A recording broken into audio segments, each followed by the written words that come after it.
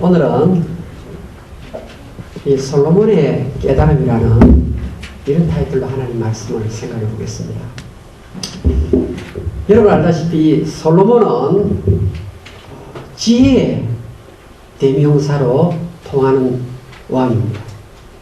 이 땅에 수많은 사람들이 살다가 갔지만 최고의 지혜로운 왕 솔로몬 왕입니다. 이 솔로몬 왕이 이제 어떻게 지혜를 선물로 받는지 설명하는 부분이 오늘 우리가 다루게 될 열왕기상 3장인데요. 솔로몬이 1000번제를 기브온이라는 산꼭대기 제사 드리는 곳에 가서 하나님께 번제를 드립니다. 1000번제. 여러분 제가 방송 설교를 듣다 보니까 어떤 분들이 1000번제 그러니까 불교식으로 1000번을 고기를 숙였다가 일어나는 그런 번제를 생각하는데 그게 아니고 한 번 드리는데 1000마리의 희생 제물을 하나님께 드린 것입니다. 이게 1000번제예요. 1000번을 왔다 갔다 하는 게 아니고. 그런데 기본 산꼭대기에 있는 그 제사 드리는 곳에서 하나님께 예배를 드리니까 꿈에 바로 하나님이 나타나신 거예요.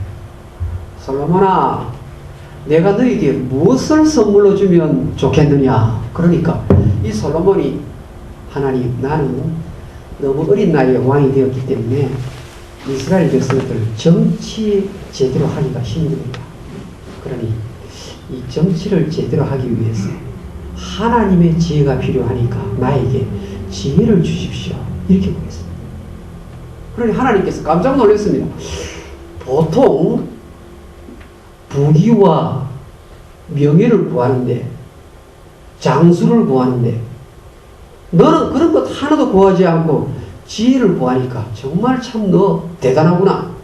그래서 나는 너에게 지혜를 줄 뿐만 아니라 내가 구하지 아니한 부귀, 영화, 장수의 축복을 보너스로 주겠다. 그래가지고 이 솔로몬은 복이 터지는 왕이 된 것입니다. 엄청나게 이 축복을 받는 그런 자리에 이르는 거예요. 그런데 솔로몬이 깨보니까 꿈이에요. 꿈에 지금 하나님이 나타나셔서 약속하셨는데 그게 그대로 이루어지는 거예요. 그래서 꿈을 꾸다가 깨어났어요. 근데 오늘 성경은요. 자, 꿈 꾸고 깨어났는데 솔로몬이 지혜를 가졌을까요? 안 가졌을까요? 가졌습니다. 그대로 지금 솔로몬의 머리에서 발끝까지 하나님의 총명과 지혜가 솔로몬 속에 들어간 거예요. 근데 보세요. 솔로몬이 꿈을 깨고 하나님의 지혜를 얻은 이후 제일 첫 번째 한 일이 오늘 성경에 기록이 되어 있습니다. 여러분이 생각할 때 솔로몬이 지혜를 하나님께 받아서 제일 첫 번째 한 일이 무엇일까 궁금하지 않습니까? 하나님의 지혜를 받은 이 솔로몬이 제일 첫 번째 한 일이 열왕기상 3장 15절 우리 성경을 돌아갑시다. 솔로몬이 깨어보니 꿈이더라. 이에 예루살렘에 이르러 여호와의 언약궤 앞에 서서 번제와 감사의 제물을 드리고 모든 신하들을 위하여 잔치하였더라. 여러분 한글 성경 보면 이게 별 표시가 안 나요. 근데 이게 대단한 구절입니다. 이게 무슨 말인가 하면요. 여러분 기브온, 자 여러분 성경에 어디에 기브온 나오죠? 3장 4절에 이에 왕이 제사로 기브온으로 가니 거기는 상당히 큼이라. 솔로몬이 그 제단에 1000번제를 드렸더니 열왕기상 3장 4절에 보니까 솔로몬이 기브온이라는 곳에 가서 하나님 앞에 1000번제 드렸어요. 그런데 하나님의 지혜를 딱 받고 나니까 그 순간 첫 번째 한 일이 기도원에서 곧바로 예루살렘으로 돌아가는 거예요. 왜 예루살렘에 돌아가는가 하면 예루살렘에 언약궤가 있었기 때문입니다. 그러니까 하나님의 지혜를 얻었던 이 솔로몬이 깨달은 것이 무엇인가 하면 제일 중요한 것은 하나님의 언약궤 앞에 서서 예배 드리는 것. 이것이 진짜 참 예배라는 사실을 깨닫게 된 겁니다. 자, 한번 보세요. 화면.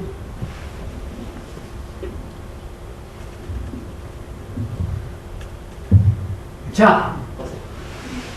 여러분 보이시는 이게 바로 언약궤예요. 언약궤. 여러분 가운데서 그 레이더스라는 잃어버린 법궤를 찾아서 영화를 보신 분들은 이거 메고 가는 장면 보셨을 거예요. 네, 보세요. 다른 장면. 자, 1번 있죠, 1번. 지성소 그래가지고 1번 자리 보이죠? 1번 자리에 들어가는 것이 1번 자리에 자리를 잡는 것이 조금 전에 보았던 언약궤입니다. 이제 화면 이제 꺼도 됩니다. 지금 기본 상당에 떡상도 있고 7 금초대가 있고 다음에 놋대야가 있고 떡상이 있고 번제단이 있고 그거 전부 다 있어도 하나님이 받으시는 예배가 안 된다는 사실을 깨달은 것입니다. 그러니까 하나님이 받으시는 예배의 가장 중요한 것은 언약궤, 조금 전에 보셨죠? 첫 번째 언약궤 앞에서 드리는 예배만 하나님께 상달된다는 것을 깨달은 것입니다. 이것이 솔로몬이 지혜를 받아서 제일 첫 번째 한 행동의 변화입니다. 이것이 얼마나 중요한가 하면요. 열왕기상 3장 15절을 다시 보십시다. 솔로몬이 깨어보니 꿈이더라. 이에 예루살렘에 이르러 예루살렘에 리턴 돌아왔다는 말입니다. 여호와의 언약궤 앞에 서서 번제와 3장 4절에는 번제만 드렸는데 1천 번제만 드렸는데 이제는 뭔가 하면 감사의 제물을 드리고 우리 한글 성경에는 그냥 감사의 제물 하나님 감사합니다 이렇게 보이는데 이게 그런 뜻이 아니에요. 이게 무슨 의미인가 하면요. 여러분 그 중요한 우리 찬송가 가사에 나오는 화목제라는 단어가 여기 들어가 있습니다. 솔로몬이 지혜를 받아서 깨달은 다음에 예루살렘에 언약궤가 있다는 것을 알고는 그 언약궤 앞에서 번제를 드리면서 화목제를 드리는 거예요. 화목제. 화목제는 피스 오퍼링이라 그래요. 혹은 또 펠로십 오퍼링이라 그래요. 여러분 이 화목제는요 얼마나 중요한 제사인지 모릅니다. 이 화목제라는 것이 여러분 우리하고 하나님하고 1대1로 만나면 다 죽어요. 하나님은 거룩하신 분이고 인간은 죄인이기 때문에. 그런데 하나님께서 예수 그리스도의 십자가의 피를 보시고 피라는 것은 예수님이 돌아가셨단 말이거든. 나를 대신해서 죄를 짊어지시고 돌아가셨기 때문에 하나님이 이제 예수의 피 때문에 우리를 진노하지 않으시는 거예요. 우리를 지옥으로 보내지 아니하시는 거예요. 그래서 나하고 하나님하고 원수관계였는데 예수님의 십자가의 피를 보시고 하나님께서 우리를 받아주시는 거예요. 이것을 화목이라고 말합니다. 이것을 피스라고 말합니다. 그러니까 이 솔로몬이 하나님의 지혜를 받고 깨닫고 나서는 기브온 산당에는 다른 것 전부 다 있지만 하나님의 언약궤가 없구나. 하나님의 언약궤가 어디 있느냐? 예루살렘에 있다는 것을 안 것입니다. 자 보세요. 역대하로 한번 넘어가 봅시다. 역대하. 똑같은 우리 부분인데요. 어떻게 표현하는지 봅시다. 역대하 1장입니다. 우리 성경을 자세히 보십시오. 역대하 1장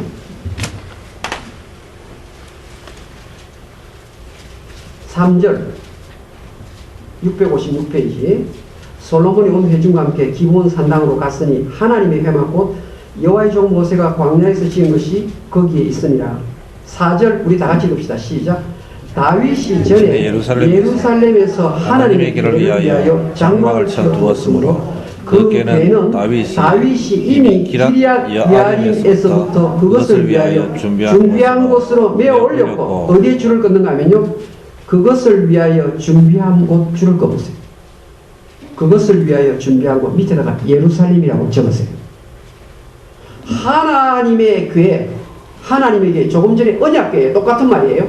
하나님의 궤가 다윗이 벌써 기럇 이아림으로부터 예루살렘에다 안치해 놓은 거예요. 그러니까 솔로몬이 하나님 만나기 전에는 이 깨달음이 없었어요. 아, 산당에 가서 1,000마리 번제드리면 하나님이 좋아하실 줄 알았어요. 그런데 하나님의 지혜를 딱 받고 보니까 아, 언약궤 앞에서 예배 드리는 것 외에는 하나님이 받으시지 아니하는구나. 그래서 그 언약궤 앞에서 번제와 함께 무슨 제사를 드리는 화목제를 드리는 거예요. 이 화목제는 하나님, 나 같은 죄인이 하나님 앞에 나갈 수가 없는데 예수의 피를 보시고 나를 받아주셨네요. 하나님 너무나 고맙습니다. 그래서 감사의 의미가 담겨 있는 거예요. 그러니까 한글 성경에는 화목제 대신에 무슨 단어가 있습니까? 우리나라 성경에는 그래서 감사의 제사라는 말이 들어있는 것입니다. 그리고 이 화목제는요, 죽어서 지옥 갈 자가 예수의 보혈로 하나님의 낯을 배웠고 언제 세상을 떠나든지 천국 백성이 된다는 이것을 상징하는 제사니까 굉장히 중요한 제사예요. 그리고 이 화목제를 드릴 때는 화목제에 드렸던 그 제물을 반드시 참여자와 함께 나누도록 되어 있는 제사입니다. 다른 제물은 제사장이 먹습니다. 그런데 이 화목제물은 하나님의 진노가 누그러뜨려졌기 때문에 너무나 감사해서 그 화목제에 바쳤던 제물을 참석했던 가족이면 가족, 신하면 신하들 모두가 함께 나누는 것입니다. 다시 성경 봅시다. 열왕기상 3장으로 돌아갑니다. 15절.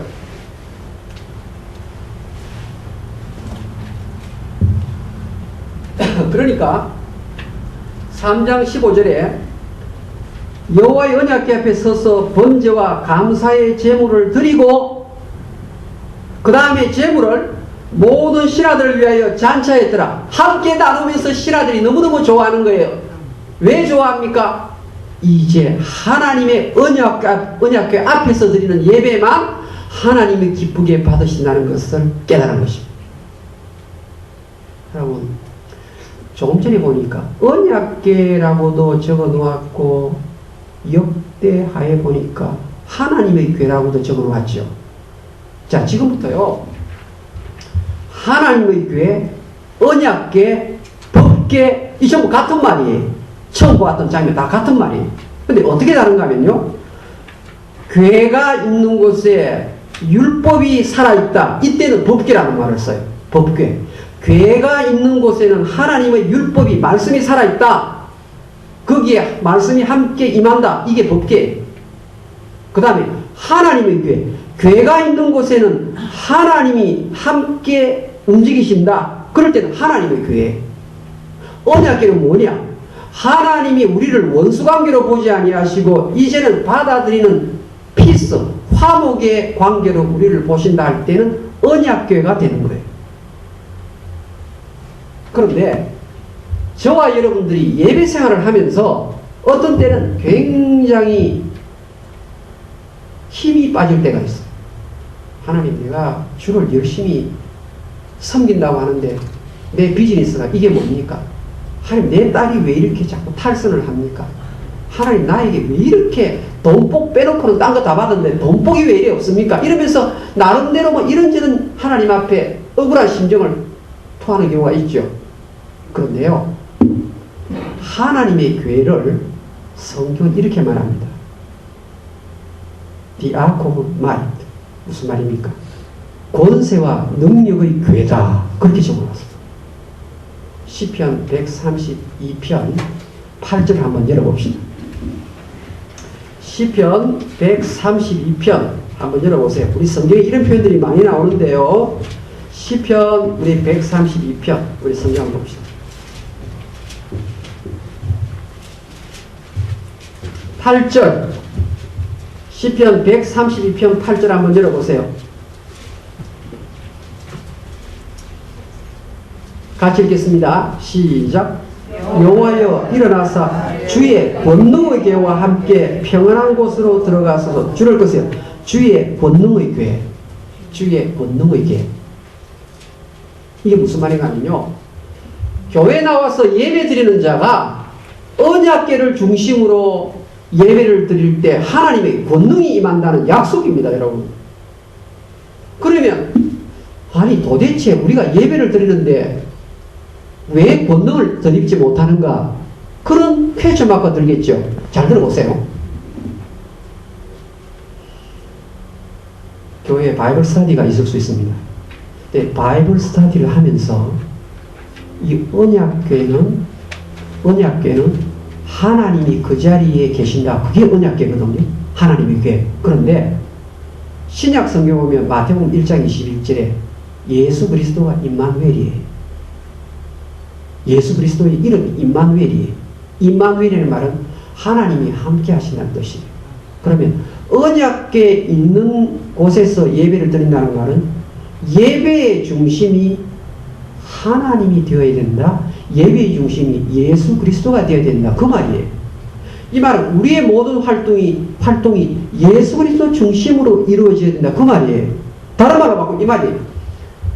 내가 비즈니스를 하는데 내 머리를 써서 하면 그것은 하나님의 권능이 나타나지 않는다. 내가 찬양대에서 오늘 여러분들이 수고를 하셔서 찬양을 드리는데 예수 그리스도를 높이는 마음이 없으면 그 찬양은 그냥 좋은 노래밖에 안 된다는 말입니다. 원창희 목사가 설교를 하는데 그리스도를 나타내지 않는 설교를 하면 그것은 그냥 강연에 지나지 않는다는 말입니다. 성경 공부를 하는데 예수 그리스도를 생각하지 않고 그냥 자기의 똑똑한 말을 전달하면 서로 나누면 그것은 하나님이 받으시는 성경 공부가 안 된다는 거예요. 왜 예수 믿는 사람들이 왜 그렇게 힘이 없이 실패하고 넘어지느냐? 우리의 일거수일투족의 중심이 어디인가 하면 예수 그리스도라는 사실입니다. 그러니까 그리스도 없이 하는 어떤 만남이나 어떤 결정이나 어떤 선택이나 어떤 활동도 그것은 능력이 결여되는 일일 수밖에 없다는 사실. 여러분, 생각보다 주일이면 수많은 사람들이 교회 와서 예배를 드리고 돌아갑니다.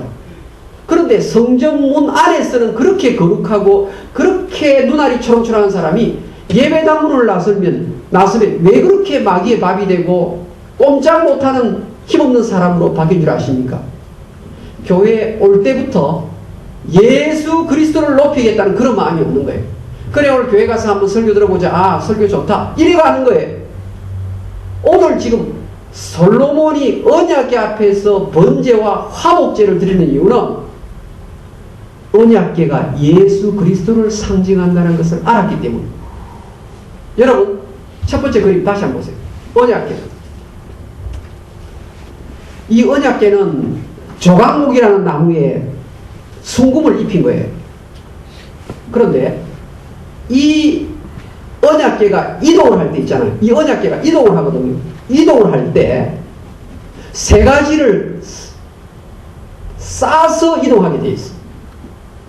이게 언약궤가 되면요, 이 언약궤가 성전문을 나서서 회막문을 나서서 이동할 때는 이 모양으로 이동이 안 돼요. 무엇으로 싸는가 하면요, 여러분 예수님이 십자가에 돌아가실 때 성소와 지성소를 가로막았던 뭐죠? 휘장. 예. 휘장이요. 이 두께가 지금 두께가 30cm짜리 휘장이에요. 여러분 생각할 때 휘장이 이렇게 얇은 뭐 보자기 같은 천이 아니고 휘장의 두께가 30cm 정도 되는 거예요. 그래 두꺼운 거예요. 그 휘장을 가지고 언약궤를 싸서 이동을 합니다. 그게 제1겹이에요. 두 번째 그 위에 무엇을 싸는가 하면요, 바다 족제비, 해날이라고 적혀있죠. 바다 족제비 가죽을 가지고 언약궤를 두 번째 쌉니다. 세 번째는요, 무엇으로 싸는가 하면 순청색 보자기로 쌉니다. 여러분, 제가 설교 시간에 왜 이 말씀을 드리는가 하면 이게 성경에 너무나 중요한 내용인데 이거 지금 잘 몰라요. 성경을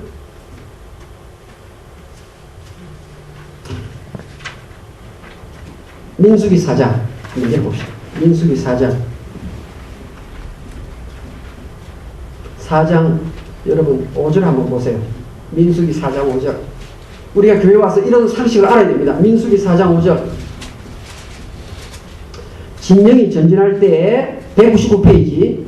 진영이 전진할 때 아론과 그의 아들들이 들어가서 칸 막는 휘장을 걷어 증거궤를 덮고, 칸 막는 휘장을 걷어가지고 증거궤가 바로 언약궤예요. 똑같은 말이에요. 증거궤가 조금 전에 말했던 그 언약궤, 법궤, 하나님의 궤, 능력궤예요.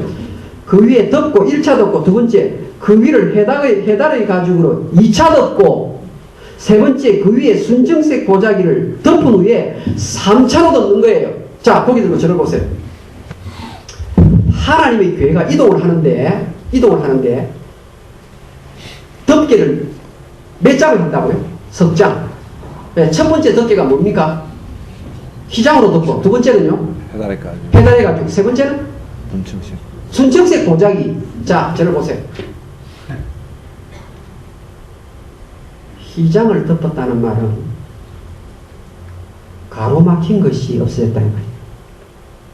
나하고 주님하고 절대로 가까이 갈 수 없는 자였는데 예수 그리스도의 십자가의 피로 인하여 이제 휘장이 사라졌다는 말이에요.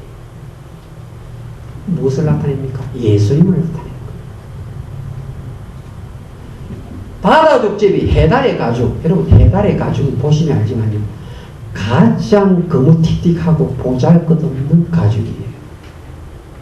우리 예수님 이 땅에 오실 때 고운 것도 없고 아름다운 것도 없고 흠모할 만한 것이 아무것도 없었다. 예수 그리스도가 사람들에게 실어버린 바 되는 것을 나타내는 것이 해달의 가죽으로 덮었다, 그 말이에요. 그 다음에 색깔에 대해서 여러분 아셔야 돼요. 흰색은 의를 나타내는 거예요. 황금색은 하나님의 영광을 나타내는 색이에요. 그런데 법궤는, 언약궤는 무엇으로 덮었다고? 어떤 색깔로요? 순청색. 순청색은 하늘 색깔이에요. 하나님 아버지가 사람이 볼 때는 흠모할 것이 없는 예수 그리스도지만 하나님 아버지께서 그것을 기쁘게 받으셨다는 표시로 순청색 보자기로 쌌다고. 그러니까 보자기 세 개가 무엇을 나타내는가 하면 예수 그리스도를 나타내는 것입니다. 예수 그리스도. 그래서 여호수아 3장 3절부터 이 법궤가 이스라엘 백성 앞서서 가서 인도하는 겁니다. 내 갈 길을 모르고 길을 몰라서 헤맬 때 하나님의 언약궤가 이스라엘 백성들을 앞장서서 인도하는 거예요. 오늘도 내가 하는 모든 일들에 있어서 예수 그리스도를 앞세워서 가면 성공하는 줄로 믿습니다. 사람들이 예배 모일 때, 어떤 교제를 할 때, 어떤 행사가 있을 때 예수 그리스도 중심 아닌 행사는 그것은 수명이 길지 않습니다. 제가 교회를 블루밍턴에서 한 적이 있습니다. 제가 블루밍턴에서 교회를 했는데요, 어느 날 구역 예배를 드렸는데 자꾸 이 교우들이 나보고 빨리 가라는 거예요. 목사님 빨리 가십시오 이러는 거예요. 그래서 구역 예배 드리고 왜 그렇게 빨리 갈지 몰랐어요. 물론 아주 오래된 이야기죠. 제가 나중에 알고 보니까 제가 가고 나서부터 바로 그 자리에서 이거 파티가 벌어진 거예요. 얼마나 이분들이 집에서는 이 부인들이 힘이 세가지고 이제 못 드시다가 이제 구역 예배 마치고 나면 목사님 빨리 가시고 뒤에서 이제 한 잔 꺾겠다는 거죠. 저는 그거 모르고 이제 교제가 있는 줄 알고 이제 집에 간 거예요. 근데 세월이요 15년 16년 흘러가 보니까요, 근데 그 당시에 했던 분들 두 사람은 하늘나라 가셨고 나머지 분들은 아직도 신앙의 기초가 제대로 안 잡힌 거예요. 예수 그리스도를 중심으로 하지 않은 구역 예배, 예수를 중심으로 하지 않은 어떤 모임. 여러분, 우리가 모인다는 것은 내 속에 그리스도가 있는 거잖아요. 그래서 대화를 할 때도 예수님이 나타나야 되는 거예요. 어떻든지 간에 예수님을 자랑하고 예수님을 높이면서 살다가 가는 게 우리 인생이잖아요. 사도 바울이 왜 그렇게 존경을 받습니까? 사도 바울은 몸에 예수의 십자가를 짊어지고 사는 삶이에요. 그렇게 많이 공부하고 똑똑한 사람이 내게 사는 것이 그리스도니 죽는 것도 유익함이라. 그러니까 내게 능력 주시는 자 안에서 내가 모든 것을 할 수 있느니라. 그러니까 언약의 교회, 번능의 교회가 이 사도 바울 앞에 늘 있는 거예요. 그 사도 바울을 막을 자가 아무도 없었던 것입니다. 여러분, 우리 성경에요, 예레미야 7장에 가면 이런 표현이 나와요. 이스라엘 백성들이 우리는 하나님을 아버지로 모십니다. 오 하나님이여 이러면서 교회 와가지고 예배를 드리거든요. 그러니까 하나님께서 예레미야야 너는 남쪽 유다 사람에게 이렇게 내 뜻을 전하여라. 예레미야가 하나님 말씀하옵소서. 그러니까 남쪽 유다 사람들, 오늘 교회 다니는 사람들이, 쉽게 말하면 사람들이, This is the temple of the Lord. 이 자리는 여호와 하나님의 성전입니다 하면서 막 얼마나 거창히 얘기하는지 3번을 이야기를 합니다. 이 자리는 하나님이 임재하는 장소입니다 이러거든요. 3번 이야기예요. 뭐 곱빼기도 큰데 출입풀로 한 거예요. 하나님 뭐라고 한 줄 아십니까? 여기는 여호와의 성전이요 우리는 구원을 받았습니다. 그러니까 하나님께서 이 거짓말장이들아, 너희들 껍질만 꾸몄지 속에는 그리스도가 없다. 내가 성전문을 닫고 너희들을 다 기가고 할 것이다. 예레미야 7장 한번 읽어봅시다. 우리 성경에 이런 표현이 있습니다. 예레미야 7장 욥기, 시편, 잠언, 전도, 아가, 이사야, 예레미야 이렇게 됩니다. 7장. 여러분 예레미야 7장 열으셨습니까? 3절 한번 보세요. 교회 오셔서 우리 성경에 대해서 우리 배우는 참 좋은 시간이죠. 만군의 여호와 이스라엘 하나님께서 이와 같이 말씀하시되 너희 길과 행위를 바르게 하라. 이 말은 너희 하는 행동에 종교개혁을 일으키라 이렇게 말하는 겁니다. Reform your actions, reform your ways 이 말이에요. 그리하면 내가 너희를 이곳에 살게 하리라. 4절 다 같이 읽겠습니다. 시작. 너희는 이것이 여호와의 성전이라 여호와의 성전이라 여호와의 성전이라는 거짓말을 믿지 말라. 너희가 만일 길과 행위를 참으로 바르게 하여 이웃들 사이에 정의를 행하며 쭉 넘어가죠. 8절 보라 너희가 무익한 거짓말을 의존하는도다. 10절 우리 같이 읽어봅시다. 시작. 내 이름으로 일컬을 나는 이 집에 들어와서 내 앞에 서서 말하기를 우리가 뭐를 얻었나이다 하느냐. 이는 이 모든 가증한 일을 행하려 함이로다. 11절 도둑의 소굴에 줄을 꺼세요. 그 다음 15절 내가 너희 모든 형제 곧 에브라임 온 자손을 쫓아낸 것 같이 내 앞에서 너희를 쫓아내리라. 이렇게 됩니다. 여러분 교회에 오실 때 아니 비즈니스를 하실 때 아니 어떤 교회에서 봉사를 할 때 예수 그리스도를 중심으로 하지 않는 봉사, 이것은 시간 낭비입니다. 우리 한국에 지금 최고로 인기 있는 영화가 있습니다. 무슨 영화지요? 지금 한국에 1000만, 1100만 올라가는 영화가 있습니다. 어떻게 잘 아십니까? 아직 미국에 상영했습니까? 안 했죠? 야, 여러분 대단하시네요. 이 변호인이라는 이 영화가요 1100만 명을 돌파했다고 합니다. 그런데 그 주제가 누구죠? 누구를 주제 삼았죠? 맞습니다. 여러분 영화 아버지도 잘 아시네요. 노무현 대통령을 그 주인공으로 삼아가지고 만든 영화예요. 근데 이번에요 한국 유명한 한 분이 논평을 했어요. 한번 따라해볼까요? 노무현 영화인데 따라해보세요. 노무현 영화인데 노무현이 없다. 여러분 영화의 주인공이 노무현을 삼았다 그러는데 그 영화 안에 노무현이 없다는 겁니다. 실제 오늘날 교회에서 예배 예수 그리스도 감사합니다 그러는데 그리스도가 없는 모임, 그리스도가 없는 봉사, 그리스도가 없는 성경 공부, 예수님이 높아지지 않는 어떤 행동, reform your actions. 너의 행동을 종교개혁을 일으키라고 말씀합니다. 여러분이 정말 언약궤 앞에서 예수 그리스도 중심으로 지금부터 남은 세계를 설계하신다면 하나님께서 치유 역사를 베풀 것이며 하나님께서 모든 어그러진 것을 정상적으로 바꿔 놓으실 것입니다. 참 기쁨을 선물로 주실 것입니다.